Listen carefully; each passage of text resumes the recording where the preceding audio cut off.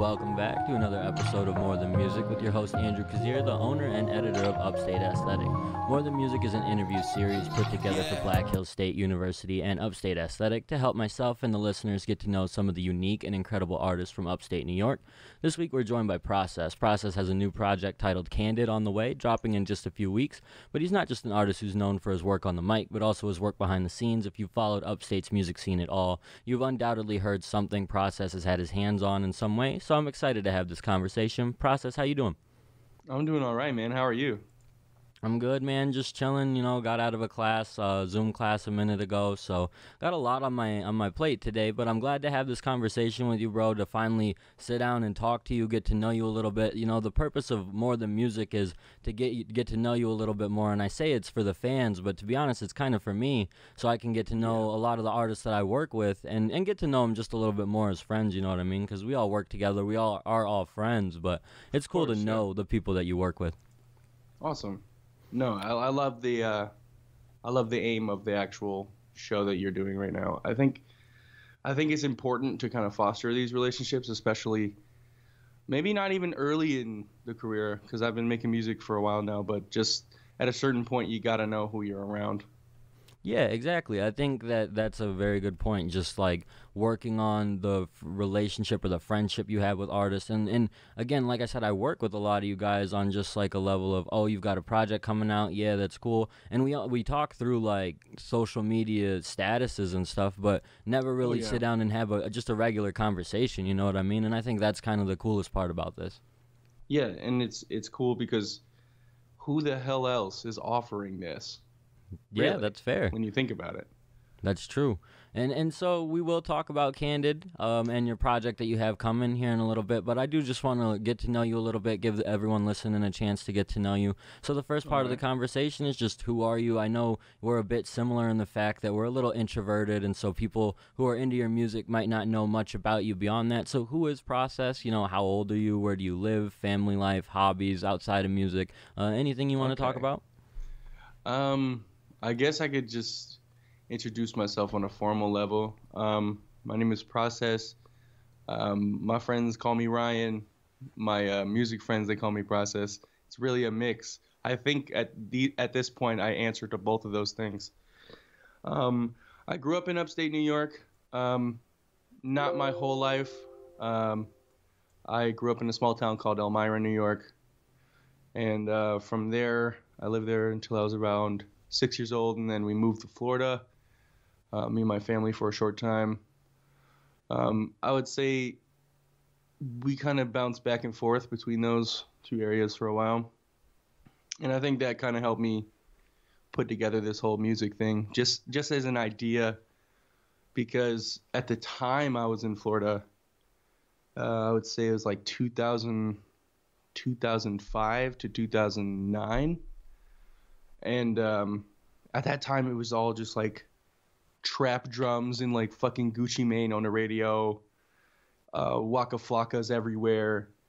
And then I moved back up to New York. And then just in recent development, all the Griselda guys are going crazy with just the grimy hip hop that made New York the landmark it was anyway.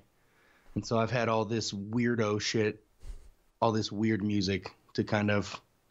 Yeah, I mean, those are two kind of totally different realms that are both kind of popping right now, but have different sounds coming out of them. So you definitely, from a music perspective, at the very least, got a lot of difference to learn there. But what was it like just living in the differences of living in Florida compared to living in New York? Well, there's a lot of differences. If you've ever heard that Florida is like the trash can of the United States, it kind of is. I'm not trying to hate on Florida. I loved my time down there, but there's a lot of crazy shit and bad shit crazy people. But honestly, a lot of that is very formative. Because you kind of learn how to maneuver through craziness by just being around or surrounded by crazy. And I remember there's a memory that comes to mind. It was like my first day of school in Florida. I'm sitting at the bus stop, and I'm wearing these pair of shorts, and two grown ass. Well, they must have been at least in middle school. But two grown boys came up to me and they was dreaded out in that South Florida dreads too. They had the wicks, and they just looked at me and they said Daisy Dukes. And mind you, I didn't know about Dukes of Hazzard or Daisy Duke at all, but I guess they was coming at me for my shorts. That was my first day. I had somebody roasting me at the bus stop. Dang. So you really and I had the shacks on too, so you know it was bad. That's rough. So Oh, first day I was getting roasted, but that really just goes to show like this is a whole new environment. You can't let anybody bitch you down here.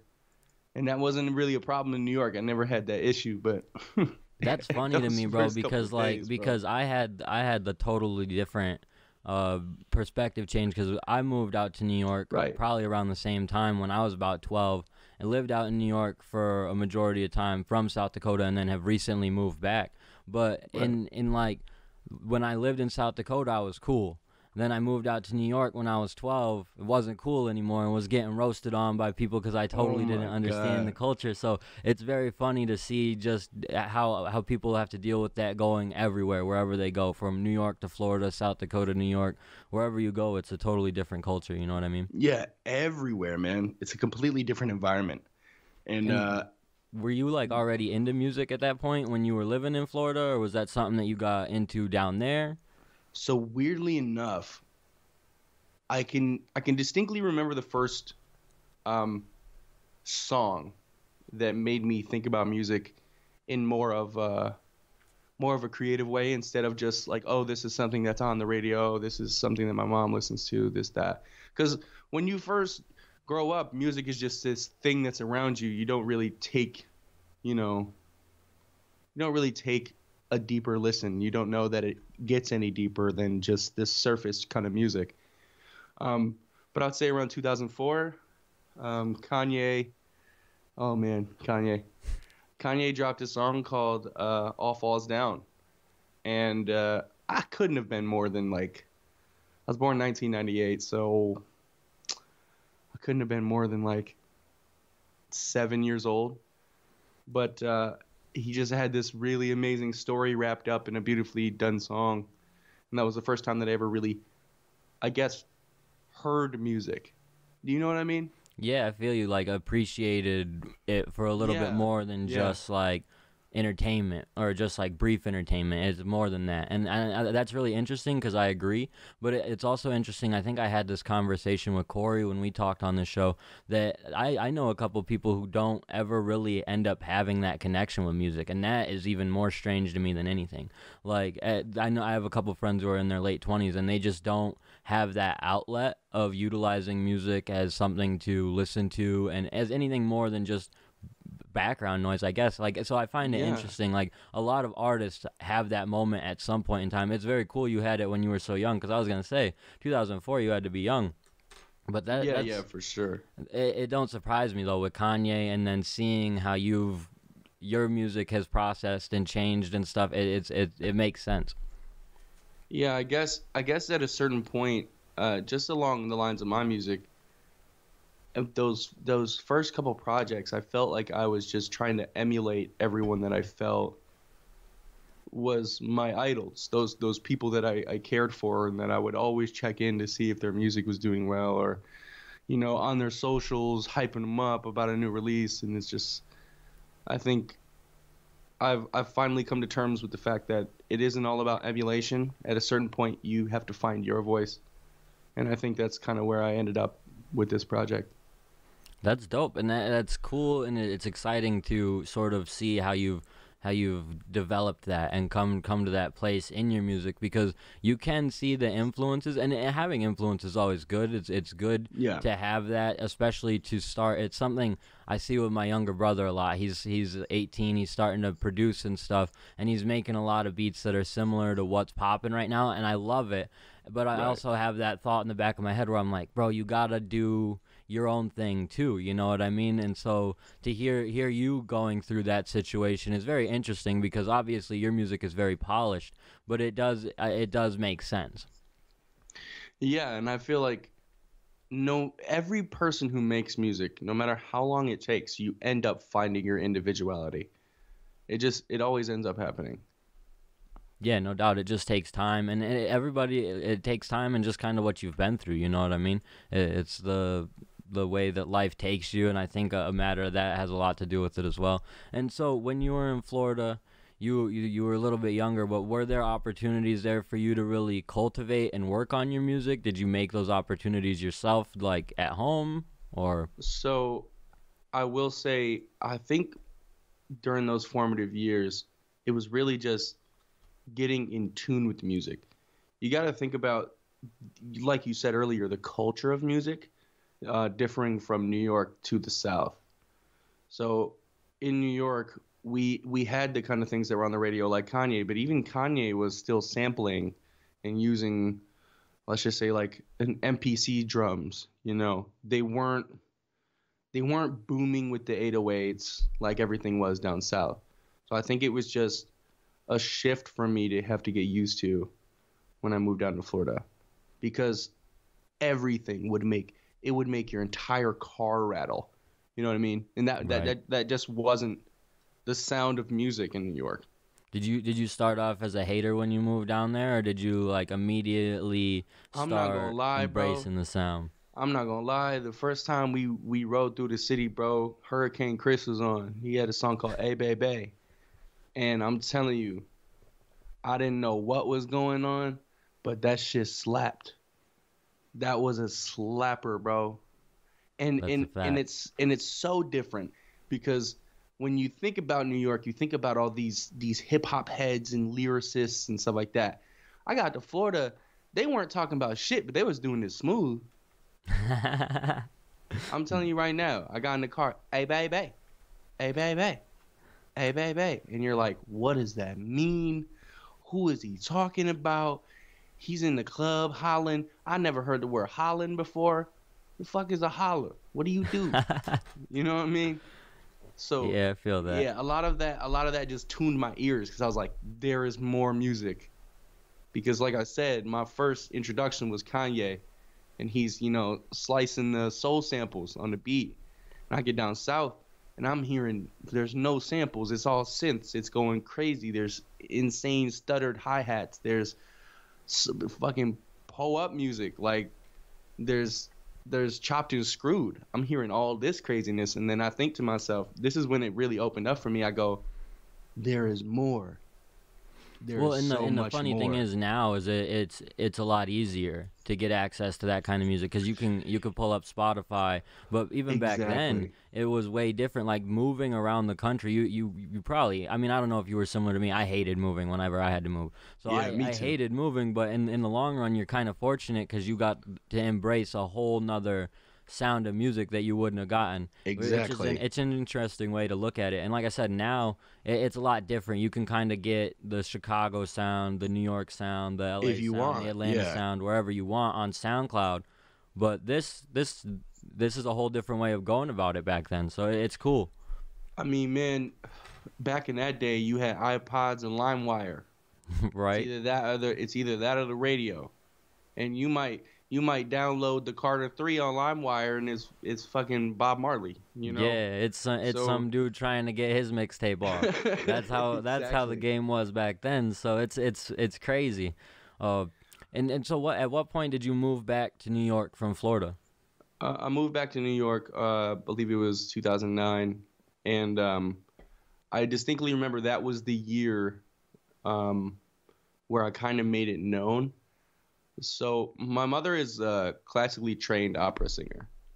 So there's really been no escape from music in my house. Um, anytime. I mean, I think my mom was one of the first people to introduce me to rap too. I think she's a crazy big Missy Elliott fan. So I would hear Missy Elliott booming through the house, and if she wasn't singing opera, we'd have like Alicia Keys or John Legend or some kind of singer. And then growing up with my grandparents too, I don't think I mentioned it, but there were times in my life where my family was kind of down bad. I mean, just kind of like my immediate family, like my mom and my sister, and things just weren't going too well. And I would have these like long stays at my grandparents' house. And my grandparents, well, my grandmother specifically, she's a second generation Italian. So Um,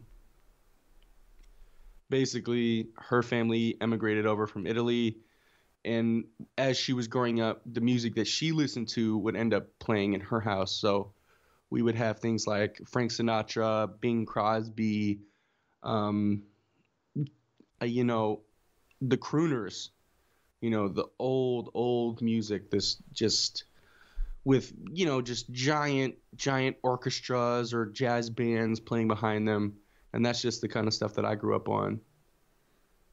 So your musical influence runs deep, and that's interesting because I can relate to a lot of that stuff. Staying with my grandparents, getting the musical influence from them. Not listening to Frank Sinatra though, so that's dope. Like that, you had a solid musical Hey environment to man, grow up on. Like hey man, hit me up if you want some Frank Sinatra tunes. I know all the good ones.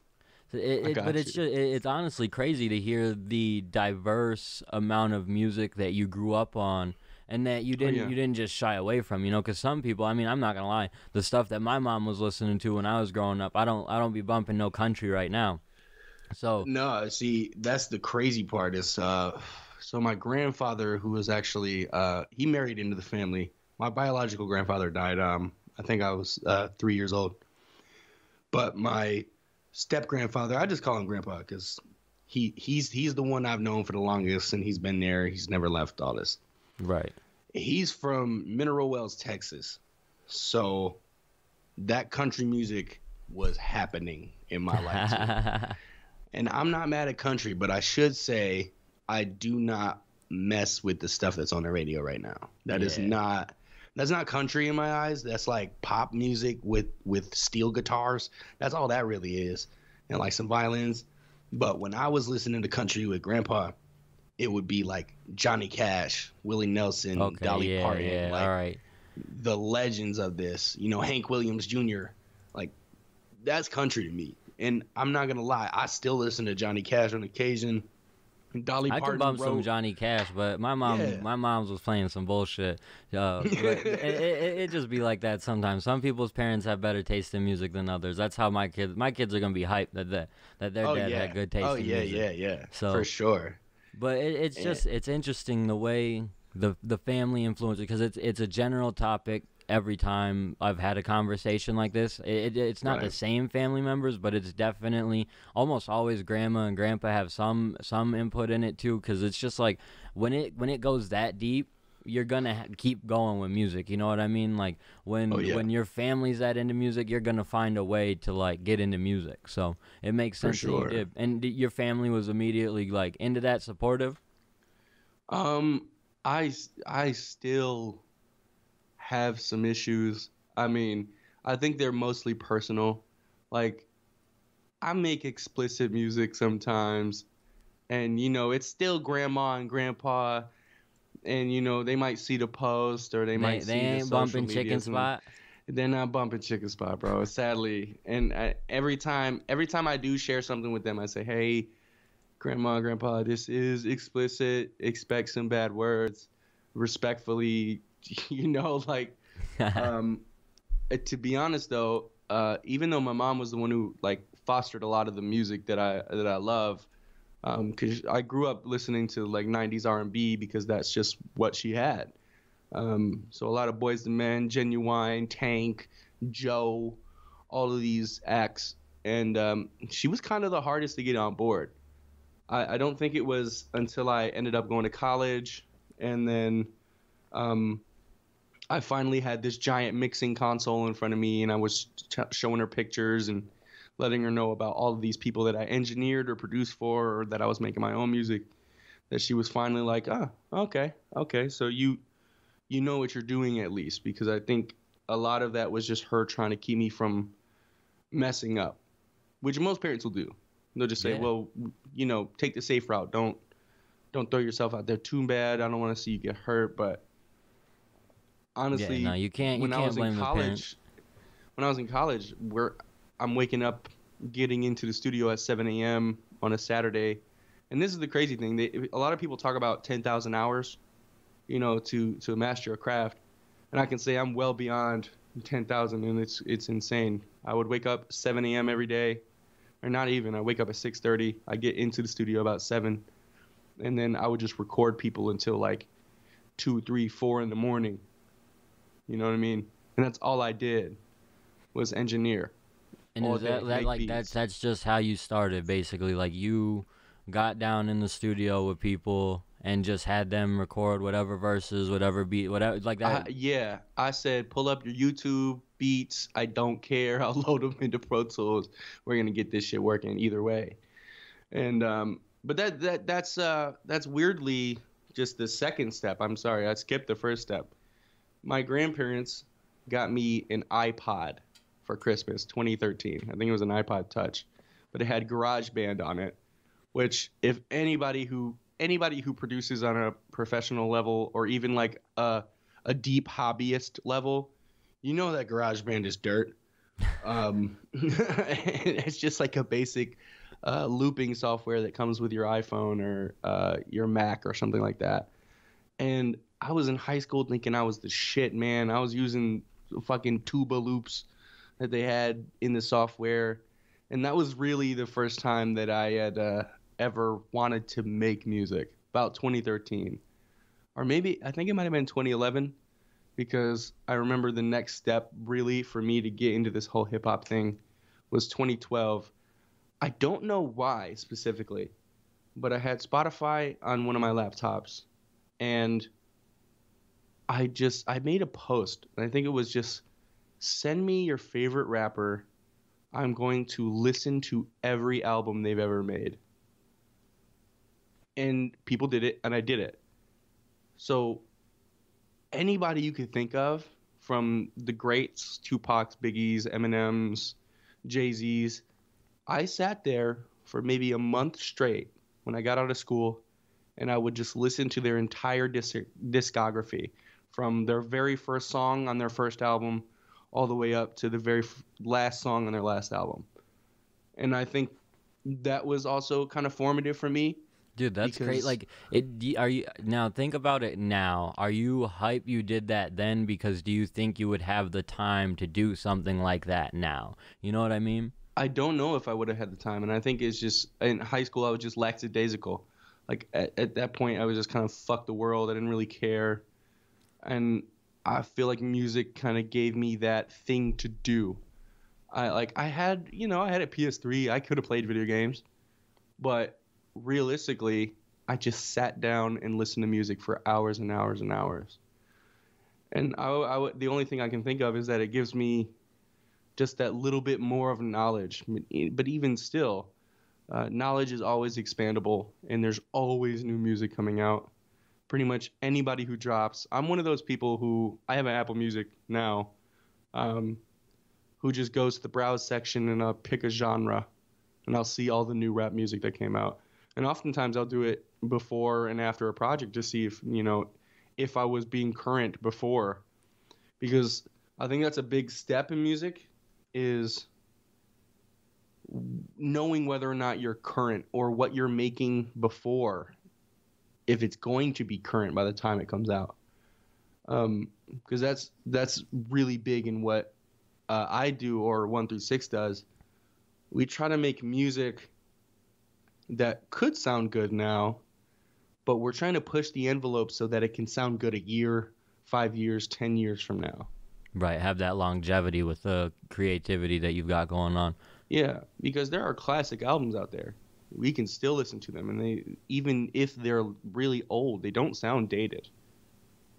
And that's all that we try to do. So when I sit down at the computer and I'm about to produce something, and I've got 6 people in the room, I'm thinking, how long is this going to last? And how far can we make it last? Can we make it so strange that maybe it doesn't work right now, but it works 5 years from now?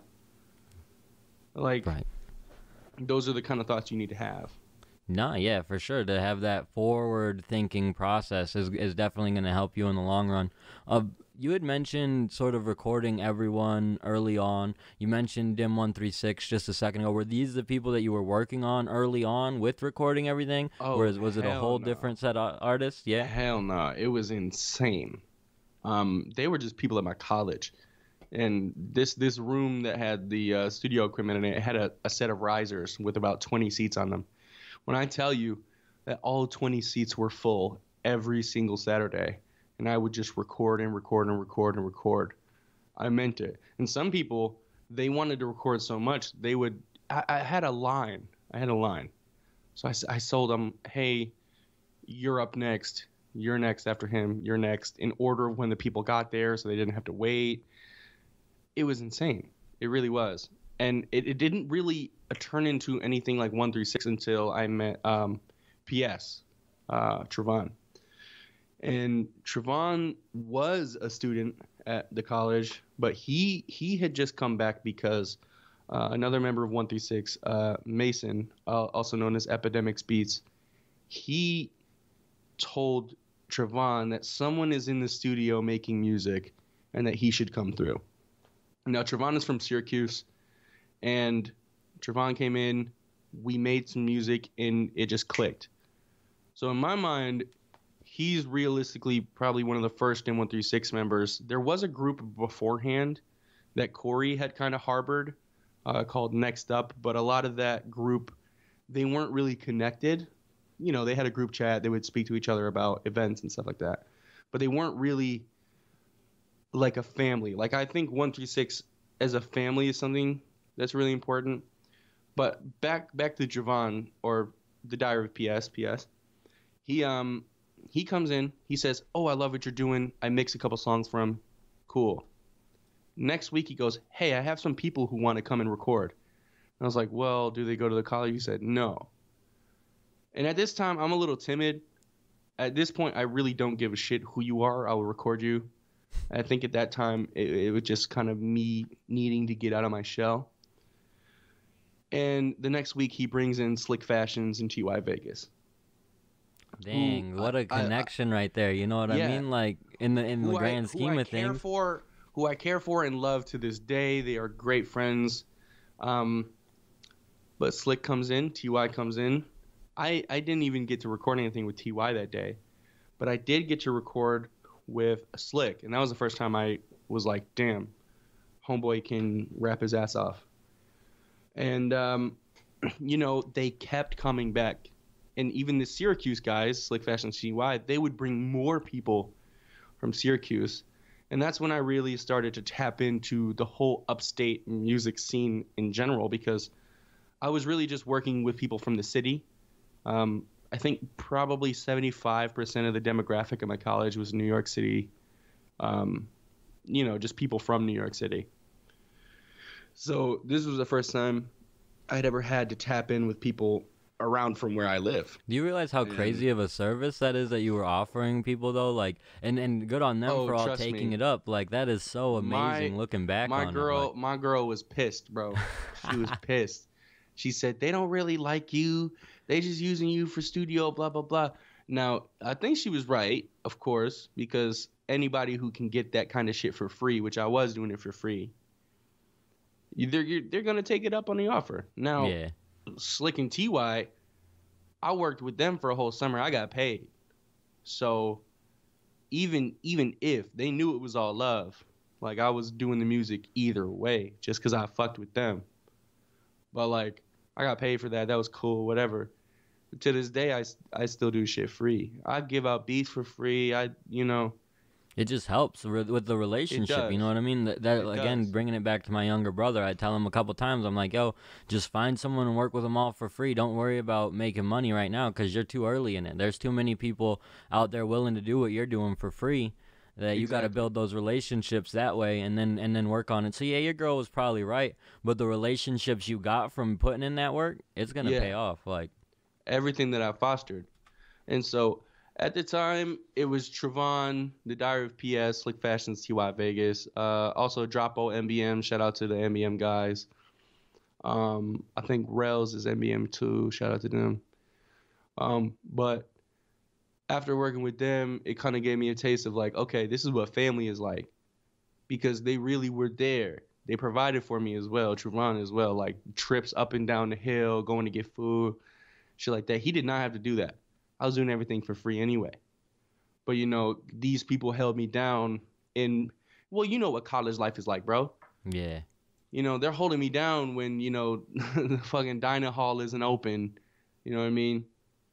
Well, And and shit, they're sometimes it's just cool to have a group of friends like that shit. You know what I mean? Like going through it's college true. ain't always easy when you don't got a community that you're working with. So I mean, in hindsight, it's a little easier to look at because you had it. But when you don't, it's a whole different Right. story. So And it's crazier because I met Corey my first day at college, and um, through a mutual friend of ours. His name was Kaylon. Shout out to Kaylon. Um, but we met up in the library, and Kaylon was like, "Oh, this is Ryan. He produces blah blah blah." Corey was looking at me like, "Uh huh. Oh yeah, another producer. Great, cool." I guess at that point, Corey hadn't met anybody who cared. They made music on the side, but they didn't really care. You know what I mean? facts. And that whole first year, I did not see Corey once in the studio.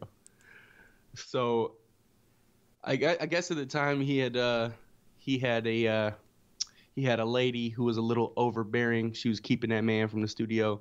The second year is when we really all came together. I would say that Dim 136, we're actually in our second evolution if you think from like Pokemon standards. Um, at first, Dim 136 was just me, Corey, and PS. And when the Dim 136 record comes out, you'll see that there are we kind of kept a track or two just to the original Dim 136 members. But then as we keep moving on, JJ comes around. So JJ was not in the studio at all.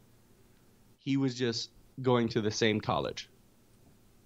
And then we had this thing called like I think it was just like a talent show or like a battle of the bands thing. And JJ got on stage and he like tore it down. If you've ever seen JJ perform, and if you haven't, it's an extremely crazy experience. There's nothing like it. This man's energy is unmatchable. It's So another thing that I've heard often through conversations with artists from upstate is just He how is phenomenal he is unstoppable, live. bro. He's unstoppable. Rip their shirt off, jump in the crowd. He'll start throwing punches. He is insane. And so JJ in person is really just quite reserved. I feel like he saves all of everything for the stage.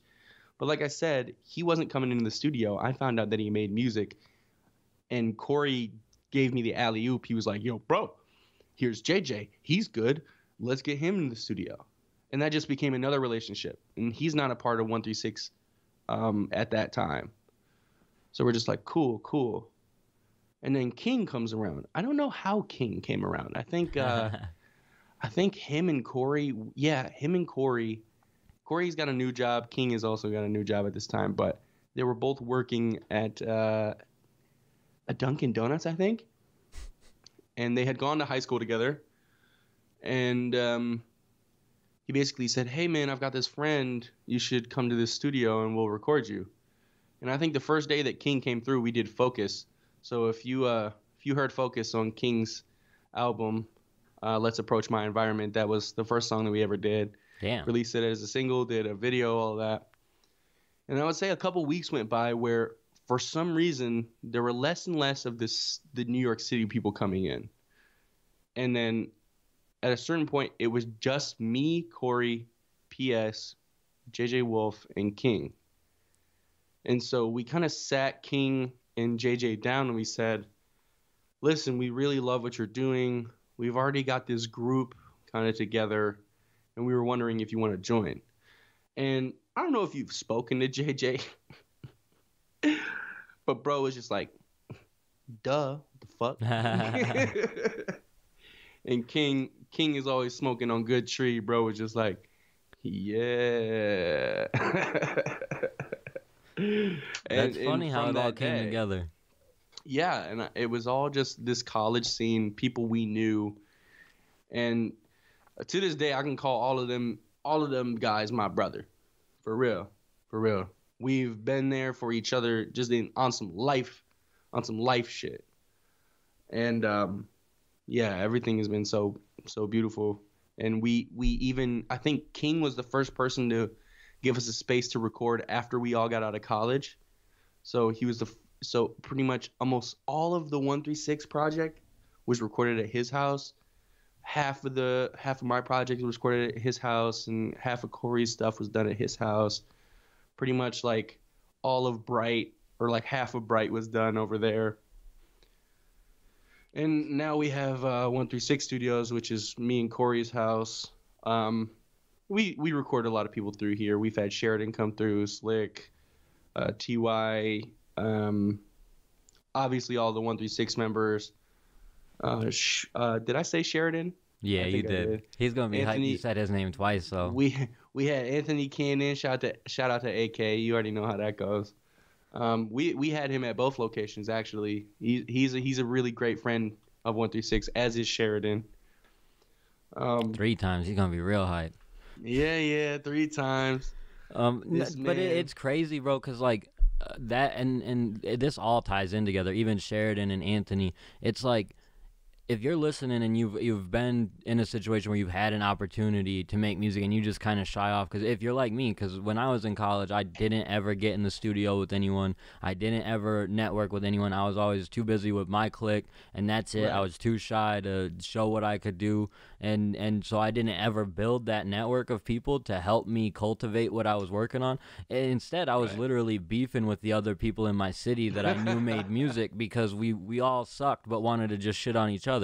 You were just like, yeah, nigga. Y'all from that way. Y'all niggas suck.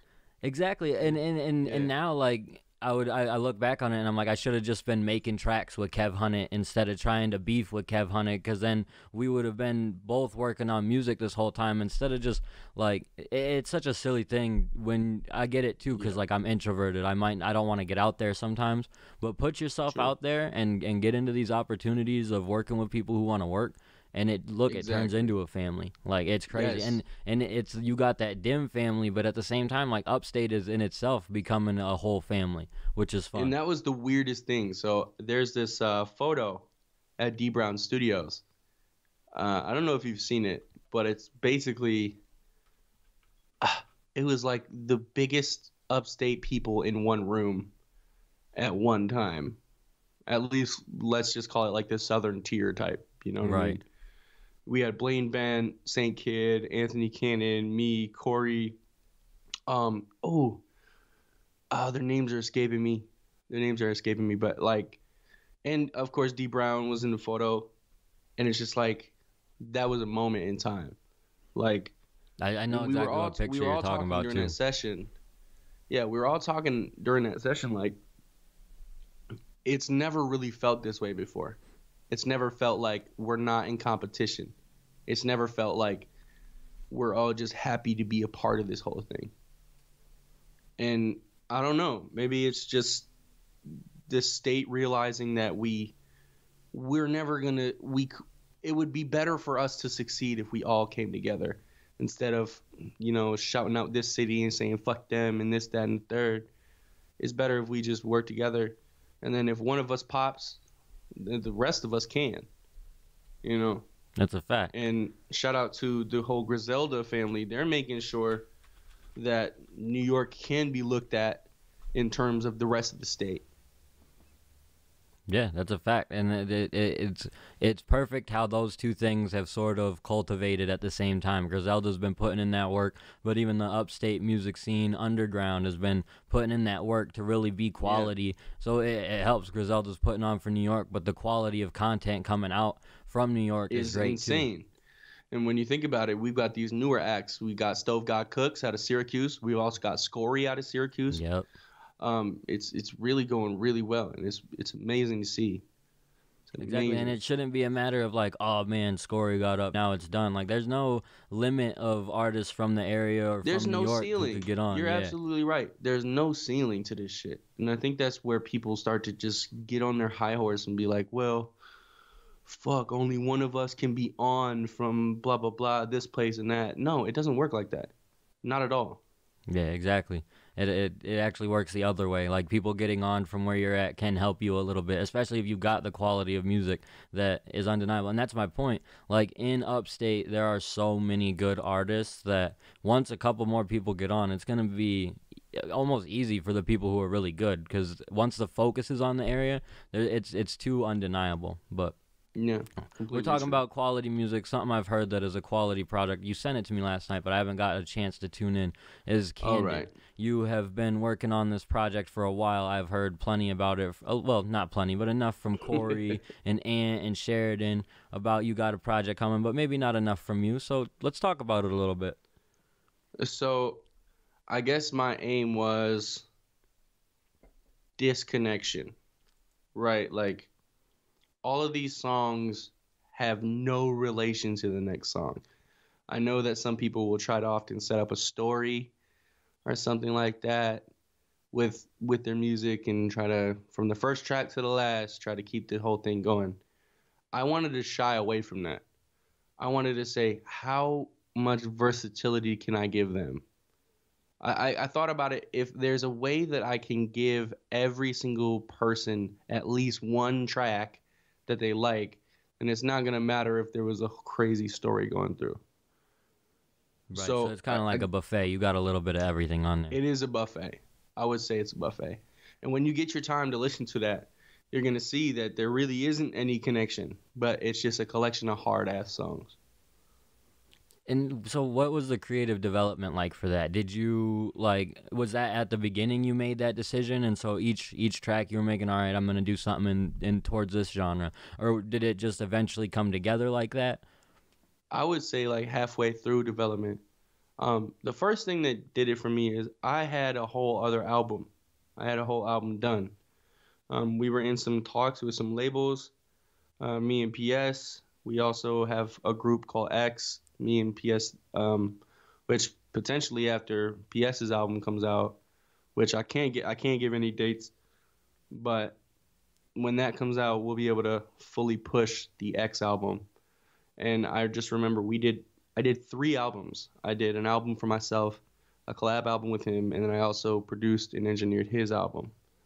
And this is back in 2018. And I just remember being crushed. We sent all of it in, and the label was like, nah, we can't choose you guys, blah, blah, blah. We're going with this artist, something like that. And for a moment there, I just kind of felt hopeless. I was like, well, fuck. Like, we did our best. Like, we really sat down there for months, and we just put this together, and we really saw no recognition of it. When I say that, I mean, like, I literally have a whole another album, 14 songs, just chilling. And there's nothing I can really do. You know what I mean? And so to just get that news, like, oh, we went with someone else, that turned me off of music for a while. I can say that for a solid, like, month or two, I was just like, nah, I'm done. And it really came down to my brothers, bro, 136. They said, you got too much to offer to just say, like, oh, we're done. You're not going to make music anymore. What about us, bro? You helped us get into the game. You can't just do this to yourself. And it was really that. It was brotherhood that brought me back because I really was done, honestly. And when I started creating, I didn't go into this thinking, oh, I'm going to make an album. I thought, let's just record some stuff, get some feelings out, say what we got to say, and then we're done. I would say, though, because they were the ones who helped me, the first thing that I focused on was the 136 project, which is done. We just figuring out when to drop it, honestly. And then I did my album. So it really was just like jumping back into it. And do you find that it's hard because you're working on all these albums? Do you find it hard to find a way to roll them out because it sort of sounds like it because you're busy with everything else? Yeah, it's hard as fuck because we just did Kings, and then we got mine, and then we have 3 others. They would be the Dim 136, the PS, and then the Corey Loveless project. And I'm working on all of those at the same time. It was definitely a weight off my shoulders to get my shit done. That's for sure. I was like, I don't got to focus on me anymore. I can fully be See, and that's where it's like attentive. almost a downfall. Like what you do is great, and I'm obviously not trying to talk you out of it, but it's like that's where your downfall happens because you finish your music and where you're like, oh, I can stop focusing on me. That's where you should be like, oh, I can focus on the rollout part. You know what I mean? Yeah, yeah. And I would just say, like, did Corey give you any details about his project? No? A little bit. He say anything about release dates? Towards the end of the year, I want to say, but I cannot say for sure if Okay, he well gave an then, yeah, exact yeah, yeah. date. Then I can say, like, yeah, his is also towards the end of the year. So there's a definite for you. Definitely towards the end of the year, you're gonna have something by him. But um, I would say the only one that we're having trouble rolling out is the 136 project, because all of 136 is trying to drop within these next couple months. It's like, when do we find time to drop the team project? Yeah, You fair know, enough. You don't want to drop it in the middle of everyone dropping it. It's either something you want to do exactly. before or Somebody after. needs their time to shine, and that's what we've made super important in 136. Is like, it's a lot like Wu-Tang. Yes, we have this whole album with all of us, but these solo albums still need to come out. We need to make sure everyone gets their shine while it's happening. Yeah, for sure. And Like, and I that's understand super that. big. And so what is your necessarily like how did you go into a plan for rolling out this project, Candid? Did you like plan on doing anything specifically different from what you did last year with the two projects you released? Um, I want to be honest here, because I had a whole other album done.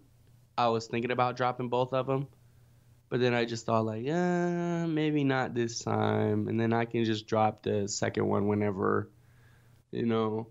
So this time around, I'm just gonna drop one. You know, I think I hit my stride in what I kind of wanted to do with Beyond Me.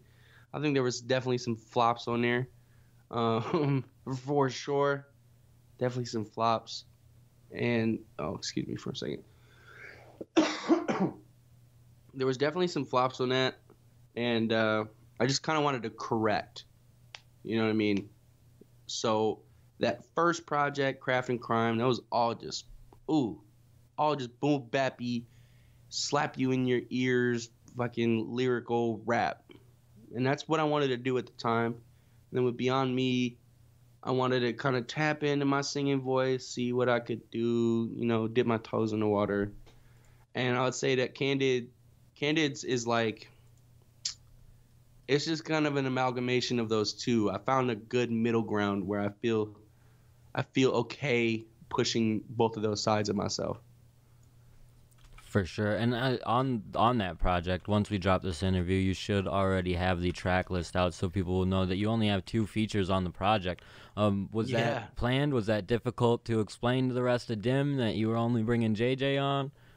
Well, it never really happened like that. So I am very specific. I'm very, very specific. I like to record by myself. The fact that Sheridan's on there at all was me already having a song and him going, nah, fuck you, bro. Let me on it. I was trying to say like, oh, I have a little verse, but it's kind of weak on the second half. Like, it was only because I had those thoughts. Like, yeah, the second verse is kind of weak and it's not really that fire. Plus, the song ends up switching for the second verse. I was like, I could get Sheridan on there.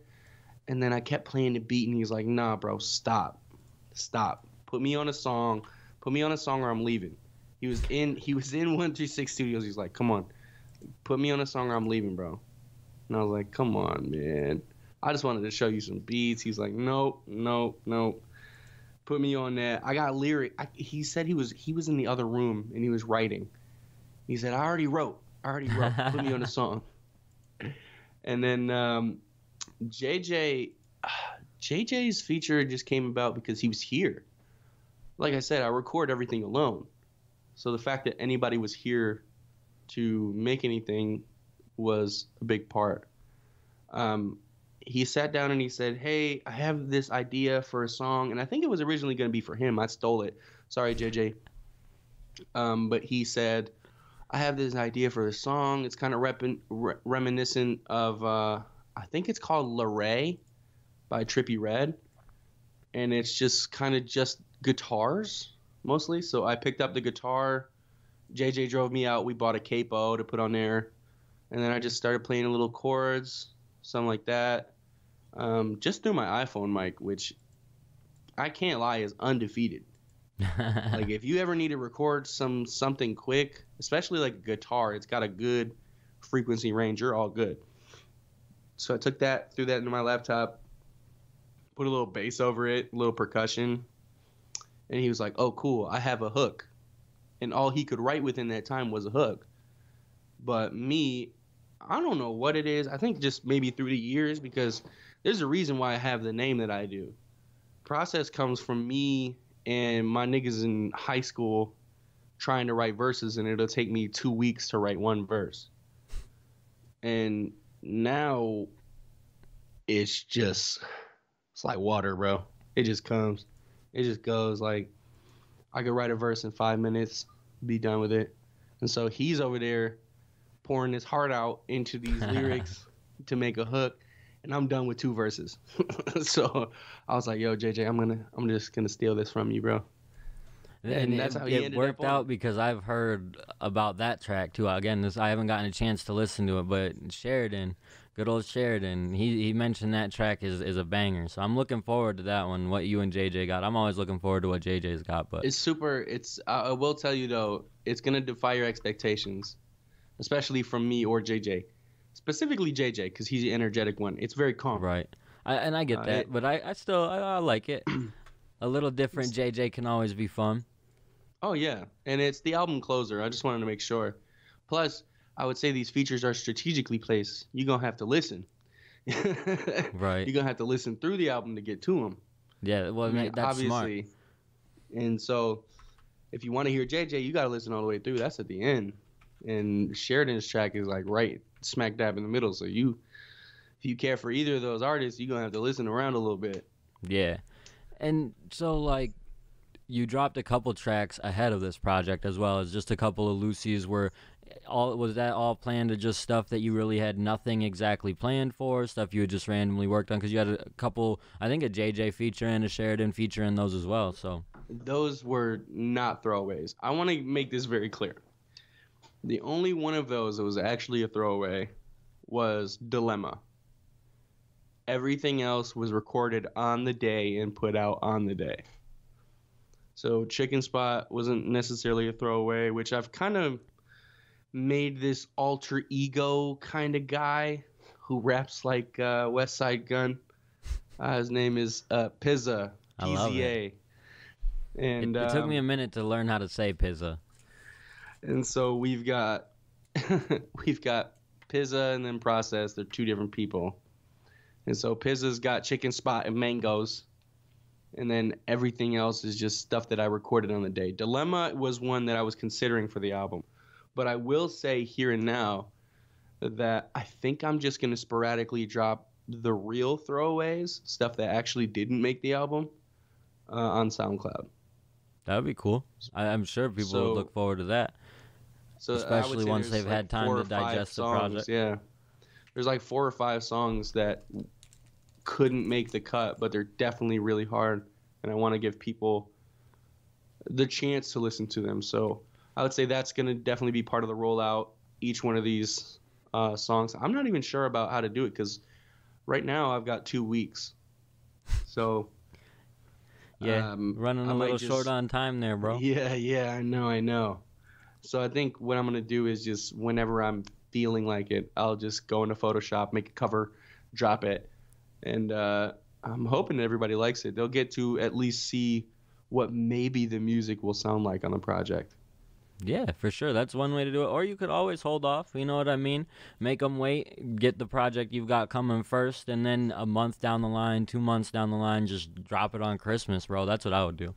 Like, that's true. Give them a real gift. Yeah, exactly. That way you just, here's a Christmas present for all of your fans. Don't give it to nobody like me who will be hitting you up for it once this is done. But no, like I think that would be a smart way to go about it. Just make them hold off. That way what you've got coming right now is what they're waiting for. Not they just heard a project from you and then in 2 weeks get another one. You know what I mean? Right. So, but either way, I'm very much looking forward to Candids. Like I said, I've got it, so I'm going to be bumping it here in the next day or two. I've been busy as hell with school and work and everything, but I'm definitely excited for it. I know other people are excited for it too. Is there anything else that we necessarily need to cover in terms of what you've got going on? Candids is dropping in 2 weeks. You got any videos coming with that? Anything like that? I'm on the fence. I might have a video or two. You should, bro, for sure. Especially if the project is as good as I've heard. It would be worth it to get one or two visuals put together. It would be just an added element. Keep some of those songs in rotation for a couple more weeks. For sure. And just before we end this, I want to say Corey Lovelace Process Project. That's it? Not when, not anything, just that it's coming eventually? Yeah, we're just going to let you know that that's happening. Nah, fair enough, bro. I definitely appreciate you hopping on for this conversation, talking about the project. Like I said, I know people are excited that it's coming. It's cool to really get to know a little bit more about you and the way that you create music and put everything together. So this was a really fun, interesting conversation that I know people are going to enjoy listening to. Sheridan, and thank you especially for hearing having his me name on the show 3 times. Oh my God. And yeah, again, I just want to say thank you for having me on. You already know how much I rock with you. Everything that you do for the Upstate, it's amazing. And you not even out here right now. Nope. That's how much Never been there's out love, there for bro. none of it. That's what everyone is always. That's the spoiler for everybody. I never been to New York. Well, I've been to New York. I just not for none of the upstate shit. I be promoting from a distance. I've been doing remote shit since before it was cool. This man out here near the Black Hills, bro. Y'all don't even know. But I appreciate you, bro, coming on, having this conversation with me, giving people a little bit more insight on what you've got, what you're working on, and the way you've put stuff together. So I really appreciate it. We're going to go ahead and play a little bit of Weirdos and get out of here, bro. All right, man. Peace. Thank you.